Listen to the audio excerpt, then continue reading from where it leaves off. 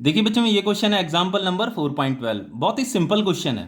देखो क्वेश्चन में क्या कह रहा है, एक current carrying circular loop lies on a smooth horizontal plane. देखो ये आपका हॉराइजॉन्टल प्लेन में एक current carrying circular loop lie कर रहा है इस तरीके से, ठीक है। तो इसमें ऐसे मान लो लाइक इस तरीके से इसमें करंट पास कर रहा है, ठीक है। आगे क्या कह रहा है, can a uniform magnetic field be set up in such a manner that the loop turn around itself, that means turn about the vertical axis. हमें यह बताना है कि क्या ये लूप ऐसे वर्टिकल एक्सिस के अबाउट टर्न कर सकता है। जैसे ये हमने लूप ऐसे रखा हुआ है ना, जैसे ये लूप है आपका ऐसे हॉरिजॉन्टल प्लेन में रखा हुआ है, तो इसका वर्टिकल एक्सिस ये है। तो वो हमसे ये पूछ रहा है कि क्या ये लूप ऐसे इस तरीके से इस वर्टिकल एक्सिस के अबाउट ऐसे टर्न कर सकता है, ऐसे इस तरीके से, ठीक है। और अगर ये इस तरीके से टर्न कर रहा है तो हमें मैग्नेटिक फील्ड किस मैनर में सेटअप करना पड़ेगा। देखो यहां पे क्या लिखा हुआ है, can a uniform magnetic field be setup in such a manner that the loop turn around itself, ठीक है। तो इस तरीके से इस कॉइल को टर्न कराने के लिए इस वर्टिकल एक्सिस के अबाउट ऐसे टर्न कराने के लिए हमें मैग्नेटिक फील्ड किस तरीके से सेटअप करना पड़ेगा, ये हमें बताना है, ठीक है। अब देखो बच्चों, सबसे पहली बात तो कोई भी कॉइल जो होता है ना, जब भी आप किसी करंट कैरिंग सर्कुलर लूप को जो है मैग्नेटिक फील्ड में रखते हो, तो वो सर्कुलर लूप कभी भी इस तरीके से टर्न नहीं करता। अभी इसे प्रूफ भी कर देंगे, चिंता मत कीजिए, लेकिन इसे नॉलेज में रखिए, कभी भी कोई भी कॉइल जो है सर्कुलर कॉइल इस तरीके से टर्न नहीं करेगा। जब भी आप उसे मैग्नेटिक फील्ड में रखते हो ना, तो वो इस तरीके से ऐसे रोटेट करेगा, या तो वो इस तरीके से ऐसे रोटेट करेगा ऐसे, या तो वो इस तरीके से रोटेट करेगा। मैग्नेटिक फील्ड की डायरेक्शन पर डिपेंड करता है, ठीक है। या तो इस तरीके से रोटेट करेगा, या ऐसे रोटेट करेगा, या वो ऐसे रोटेट करेगा। लेकिन बच्चों वो कभी भी बच्चों अबाउट वर्टिकल एक्सिस के अबाउट इस तरीके से टर्न नहीं करता। अब देखो इसे कैसे प्रूफ किया जाए। देखो बच्चों, टॉर्क का फॉर्मूला क्या होता है, ये पार्ट ए है, ठीक है। टॉर्क का फॉर्मूला क्या होता है, टॉर्क होता है आपका m क्रॉस बी, इतना तो आपको पता ही होगा। m क्या है आपका मैग्नेटिक डाइपोल मोमेंट है, b मैग्नेटिक फील्ड है। तो जो मैग्नेटिक डाइपोल मोमेंट होता है उसका फॉर्मूला होता है बच्चों current area vector I A, ठीक है। तो हम यहां पे torque is equal to magnetic dipole moment की जगह में आई ए लिख सकते हैं, और ये आपका क्रॉस बी, ठीक है। इस तरीके से ये आपका फॉर्मूला हो गया। तो ये जो टॉर्क का फॉर्मूला है, ठीक है बच्चों। लेकिन बच्चों ये जो इक्वेशन होती है ना हमारे पास, ये जो फॉर्मूला होता है, इस फॉर्मूले के लिए कंडीशन जरूरी ये होती है कि जो टॉर्क है ना, टॉर्क जो है should be perpendicular to area vector. Torque जो है इस एरिया वेक्टर के परपेंडिकुलर होना चाहिए, और टॉर्क जो है बच्चों इस मैग्नेटिक फील्ड के भी परपेंडिकुलर होना चाहिए। देन बच्चों ये सर्कुलर कॉइल क्या करता है, रोटेट करता है। जब भी हम इस करंट कैरिंग सर्कुलर कॉइल को मैग्नेटिक फील्ड में रखेंगे तो वो कॉइल इस तरीके से रोटेट करता है, या तो ऐसे रोटेट करेगा, या तो इस तरीके से रोटेट करेगा, या तो इस तरीके से रोटेट करेगा। मैग्नेटिक फील्ड की डायरेक्शन पर डिपेंड करता है, ठीक है।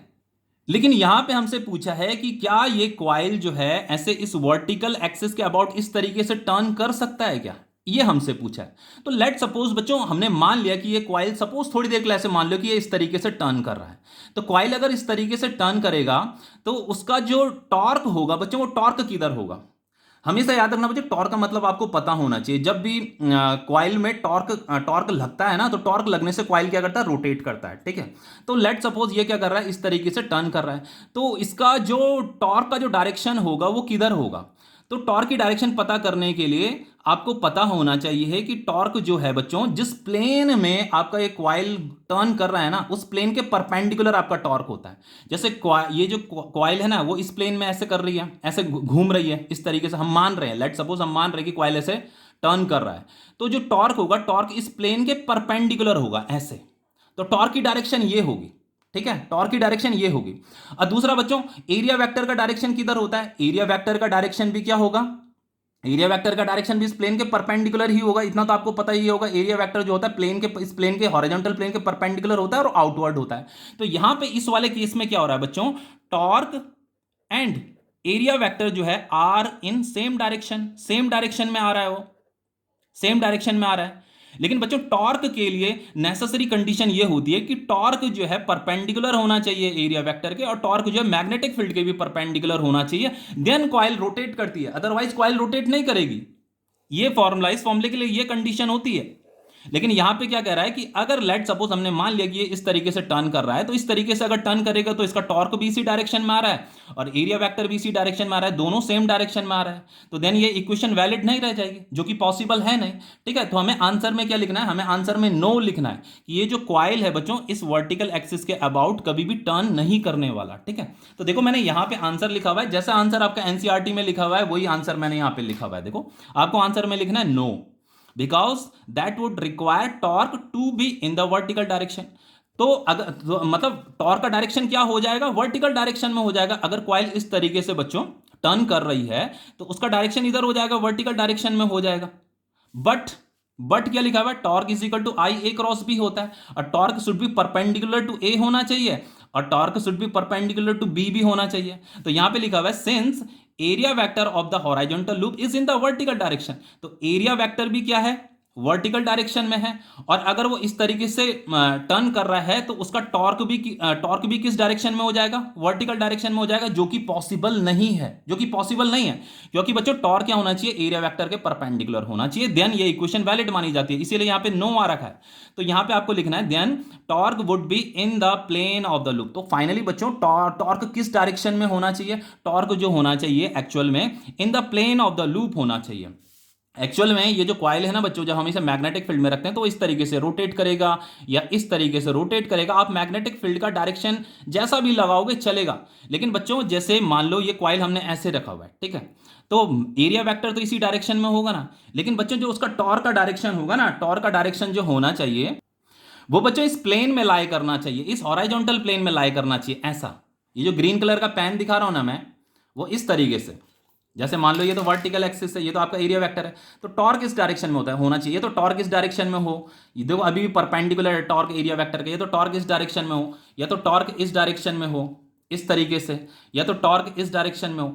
अगर टॉर्क और एरिया वेक्टर आपस में परपेंडिकुलर है तो ये कॉइल क्या करेगा, ऐसे रोटेट करेगा, इस तरीके से रोटेट करेगा, या तो ऐसे रोटेट करेगा या तो ऐसे रोटेट करेगा। ठीक है, तो टॉर्क किधर होना चाहिए बच्चों, इसी प्लेन में लाई करना चाहिए ऐसे। तो यहां पे देखो मैंने लिखा हुआ है ना, torque would be in the plane of the loop. इस ये जो प्लेन है ना, ये जो प्लेन है इसी प्लेन में टॉर्क लाई करना चाहिए। ठीक है, उसी प्लेन में होना चाहिए for any direction of B. Magnetic field का डायरेक्शन चाहे कुछ भी हो, लेकिन कंडीशन ये है बच्चों टॉर्क और एरिया वेक्टर परपेंडिकुलर होना चाहिए, देन उस करंट कैरिंग लूप में टॉर्क लगता है और उस टॉर्क की वजह से कॉइल क्या करती है, रोटेट करती है। तो आपको समझ में आ गया होगा ये कॉइल कभी भी इस तरीके से टर्न नहीं करने वाली, क्योंकि अगर वो इस तरीके से टर्न करेगी तो ऐसा टर्न करने से क्या हो रहा है, टॉर्क और एरिया वेक्टर सेम डायरेक्शन में आ जा रहा है, जो कि पॉसिबल नहीं है, क्योंकि टॉर्क और एरिया वेक्टर आपस में परपेंडिकुलर होने चाहिए इस इक्वेशन के अकॉर्डिंग। ठीक है ना, तो आंसर आपको यही लिखना है, ये मैंने आंसर लिखा हुआ है तो इसे आप कॉपी में नोट डाउन कर लीजिए, ये आपका एनसीईआरटी में भी यही आंसर लिखा हुआ है। अब देखो इसका बी पार्ट क्या कह रहा है, देखो इसका बी पार्ट पढ़ लेते हैं। यहां पे क्या कह रहा है, एक current carrying circular loop is located in a uniform external magnetic field. हमारे पास एक यूनिफॉर्म एक्सटर्नल मैग्नेटिक फील्ड है, वहां पे हमने एक करंट कैरिंग लूप को लोकेट कर रखा है, ठीक है, प्लेस कर रखा है। मतलब if the loop is free to turn, loop आपका फ्री टू टर्न है, what is its orientation of stable equilibrium. हमें स्टेबल इक्विलिब्रियम में उसका ओरिएंटेशन बताना है। ओरिएंटेशन का मतलब होता है कि हमें उस लूप का एरिया वेक्टर का डायरेक्शन बताना है। ओरिएंटेशन का मतलब क्या है, ओरिएंटेशन का मतलब हमें एरिया वेक्टर का डायरेक्शन बताना है, बस। तो देखो बच्चों यहां पे स्टेबल इक्विलिब्रियम लिखा हुआ है ना, तो सबसे पहले आपको पता होना चाहिए कि बच्चों ये बी पार्ट है, ठीक है, आपको पता होना चाहिए, ये कंडीशन आपको पता होनी चाहिए कि for stable equilibrium, stable equilibrium के लिए वी नो सबसे पहले बच्चों यहां पे मैं टॉर्क का फॉर्मूला लिख देता हूं। टॉर्क इज इक्वल टू है आपका आई ए क्रॉस बी। तो बच्चों स्टेबल इक्विलिब्रियम के लिए कंडीशन क्या होती है कि वी नो दैट ये जो एरिया वेक्टर है और ये जो मैग्नेटिक फील्ड है, ये दोनों के दोनों सेम डायरेक्शन में होने चाहिए, आर इन सेम डायरेक्शन, दोनों के दोनों सेम डायरेक्शन में होने चाहिए। अब बच्चों जब ये दोनों के दोनों सेम डायरेक्शन में होते हैं तो हम उसे स्टेबल इक्विलिब्रियम बोलते हैं। और स्टेबल इक्विलिब्रियम में क्या होता है बच्चों, नेट फोर्स जीरो होती है और नेट टॉर्क भी क्या होता है, जीरो होता है। इतना तो आपको पता ही होगा, बस इसे नॉलेज में रखिए बच्चों कि स्टेबल इक्विलिब्रियम के लिए एनसीईआरटी में भी ये लाइन लिखी हुई है कि स्टेबल इक्विलिब्रियम के लिए एरिया वेक्टर और मैग्नेटिक फील्ड सेम डायरेक्शन में होता है। और अगर हम अनस्टेबल इक्विलिब्रियम की बात करें, वैसे यहां पे अनस्टेबल इक्विलिब्रियम तो नहीं पूछा हुआ है, पर मैं आपको नॉलेज के लिए बता रहा हूं। फॉर अनस्टेबल इक्विलिब्रियम यहां पे जो एरिया वेक्टर है और जो मैग्नेटिक फील्ड है वेक्टर है, ये आर इन अपोजिट डायरेक्शन, ये अपोजिट डायरेक्शन में होते हैं, ठीक है, are in opposite direction. Are in opposite direction का मतलब एंटी पैरेलल होते हैं, ठीक है, अनस्टेबल इक्विलिब्रियम में। ओके, इतना समझ में आया। अब देखिए हमें क्वेश्चन में गिवन है कि कॉइल जो है स्टेबल इक्विलिब्रियम में है। देखो यहाँ पे लिखा हुआ है ना, what is its orientation of stable equilibrium. तो ये जो कॉइल है वो स्टेबल इक्विलिब्रियम में है। तो स्टेबल इक्विलिब्रियम का मतलब ये हो गया एरिया वेक्टर और मैग्नेटिक फील्ड सेम डायरेक्शन में है। तो जैसे मैंने ये कॉइल बना दी, ठीक है, इसमें करंट ऐसे पास कर रहा है, जैसे इस तरीके से इसमें करंट पास कर रहा है, तो इसका एरिया वेक्टर किधर होगा बच्चों? इधर होगा ना। एरिया वेक्टर तो हमेशा इस प्लेन के परपेंडिकुलर होता है।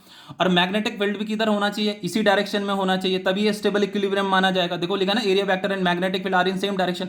तो एरिया वेक्टर भी इधर ही होना चाहिए, मैग्नेटिक फील्ड भी इसी डायरेक्शन में होना चाहिए, मतलब इस प्लेन ऑफ पेपर के आउटवर्ड होना चाहिए। तो यहाँ पे ये मैंने डॉट डॉट डॉट डॉट बना दिया। डॉट डॉट का मतलब ये मैग्नेटिक फील्ड की डायरेक्शन है, ठीक है। तो मैग्नेटिक फील्ड क्या है बच्चों? ऐसे आउटवर्ड है, और एरिया वेक्टर भी ऐसे आउटवर्ड है, दोनों के दोनों सेम डायरेक्शन में है। तो देन बच्चों नेट फोर्स भी जीरो होगा और टॉर्क भी जीरो होगा। देखो टॉर्क जीरो कैसे होगा? देखो बच्चों ये आई है, और ए क्रॉस बी को हम लिख सकते हैं A B sine theta. Theta is the angle between area vector and magnetic field vector.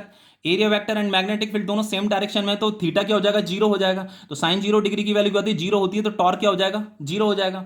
अब देखो नेट फोर्स भी जीरो आ रहा है। अब नेट फोर्स जीरो कैसे आएगा? देखो उसके लिए हमारे पास फॉर्मूला होता है F is equal to I L cross B. ये होता है फॉर्मूला। तो आपको एल क्रॉस बी करोगे तो आपको ये फोर्स का डायरेक्शन मिल जाएगा। तो बच्चों इसमें जो फोर्स लगेगी ना, ऐसे लगेगी फोर्स। तो अगर किसी कॉइल में इस तरीके से फोर्स लग रही है, तो क्या वो कॉइल मूव करेगा? नहीं मूव करेगा। फोर्स की वजह से कॉइल क्या करता है? मूव करता है, किसी मूव करता है, और टॉर्क की वजह से रोटेट करता है, ठीक है। तो ना तो ये मूव करेगा, ना तो ये रोटेट करेगा। अब देखो ये फोर्स की डायरेक्शन मैंने कैसे पता करी बच्चों? आपको क्या करना है? एल क्रॉस भी करना है, right and thumb rule use करना है। तो जो लेंथ का डायरेक्शन है वो हमेशा किधर लेना है? जिधर करंट का डायरेक्शन है। तो देखो जैसे यहां पे करंट का डायरेक्शन किधर है? इधर है ना। तो इधर अपनी फिंगर करो, मैग्नेटिक फील्ड ऊपर की तरफ है, थंब इधर पॉइंट कर रहा है, तो फोर्स इधर लग गई, ठीक है। यहां पे देखो करंट इधर है ना, तो देखो जिधर करंट है उधर अपनी फिंगर करो, ये एल हो गया। मैग्नेटिक फील्ड ऊपर है, तो थंब किधर पॉइंट कर रहा है? इस तरफ पॉइंट कर रहा है, तो फोर्स इधर लग रही है। यहां पे देखो करंट इस तरफ है ना, तो देखो ऐसे करंट इधर है, मतलब एल इधर है, ऊपर की तरफ फिंगर करोगे तो थंब इधर जा रहा है, तो फोर्स इधर लग रही है। यहां पे करंट इधर जा रहा है, तो ये एल इधर हो गया, मैग्नेटिक फील्ड ऊपर हो गया, थंब इधर लग रहा है। तो इस पे नेट फोर्स, ये फोर्स क्या हो जाएंगी? कैंसिल हो जाएंगी। तो नेट फोर्स कितना आ रहा है? जीरो आ रहा है। अब देखिए यहां पे क्वेश्चन में क्या लिख रहा है, देखो कह रहा है आगे, so that in this orientation, हमें क्या शो करना है कि in this orientation the flux, flux मतलब यहां पे मैग्नेटिक फ्लक्स की बात हो रही है, the magnetic flux of the total field. ये जो मैग्नेटिक फील्ड है, वो मैग्नेटिक फील्ड क्या कर रही है? वो सर्कुलर लूप को क्रॉस करते हुए जा रही है, परपेंडिकुलर क्रॉस कर रही है, तो वो फ्लक्स बना रही होगी। तो हमें ये बताना है कि जो टोटल फ्लक्स है इज मैक्सिमम, वो मैक्सिमम है। तो देखो बच्चों यहाँ पे एक तो एक्सटर्नल मैग्नेटिक फील्ड है, और एक फील्ड क्या है? लूप भी प्रोड्यूस कर रहा है। Loop produced by magnetic field, produced by loop भी है। तो देखो बच्चों एक तो ये जो डॉट डॉट बना रखा है, ये तो एक्सटर्नल फील्ड है, और ये जो लूप है ये भी तो करंट कैरिंग लूप भी तो मैग्नेटिक फील्ड बनाता है। तो देखो लूप की डायरेक्ट मैग्नेटिक फील्ड की डायरेक्शन किधर होगी? देखो करंट इधर है, तो फिंगर ऊपर जा रही है, तो मैग्नेटिक फील्ड ऐसे ऊपर की तरफ होगी। यहाँ पे देखो करंट की डायरेक्शन इधर है, तो अगर मैं इसे ग्रिप करता हूँ ना, इसे ऐसे, इस जैसे करंट इधर है, तो अगर मैं इसे ऐसे ग्रिप करता हूं तो ये मेरी फिंगर ऊपर आ रही है, तो यहां पे मैग्नेटिक फील्ड भी ऐसे ऊपर आ रही है। तो ये जो लूप जो मैग्नेटिक फील्ड बना रहा है वो भी इसी डायरेक्शन में बना रहा है, और ये जो एक्सटर्नल फील्ड है वो भी इसी डायरेक्शन में है। समझ में आ रहा है? तो बच्चों इसका मतलब यह है कि ये जो सर्कुलर लूप है, इस सर्कुलर लूप से मैक्सिमम मैग्नेटिक फील्ड लाइंस इस लूप को क्रॉस कर रही हैं। तो अगर किसी लूप को maximum field line, maximum number of field lines अगर इसे क्रॉस करेंगी, तो फ्लक्स भी मैक्सिमम बनेगा। तो फ्लक्स मैक्सिमम कब बनेगा बच्चों? जब हमने इस कॉइल को जिस प्लेन में रखा है, उस प्लेन के परपेंडिकुलर अगर मैग्नेटिक फील्ड होगा। तो यहां पे मैग्नेटिक फील्ड क्या है? इस प्लेन के परपेंडिकुलर है, तो तब maximum number of field lines इस लूप को क्रॉस करेंगी, और फ्लक्स भी क्या बनेगा? मैक्सिमम बनेगा। तो हमें यही प्रूफ करना था कि फ्लक्स क्या है? मैक्सिमम है, ठीक है। तो आपको आंसर देखो मैंने यहां पे लिखा हुआ है, आपका आंसर में ये लिखना है आपको, it is given that current carrying circular loop is in stable equilibrium. ये तो गिवन है हमें कि ये जो लूप है ये स्टेबल इक्विलिब्रियम में है, ये हमारी इक्वेशन होती है।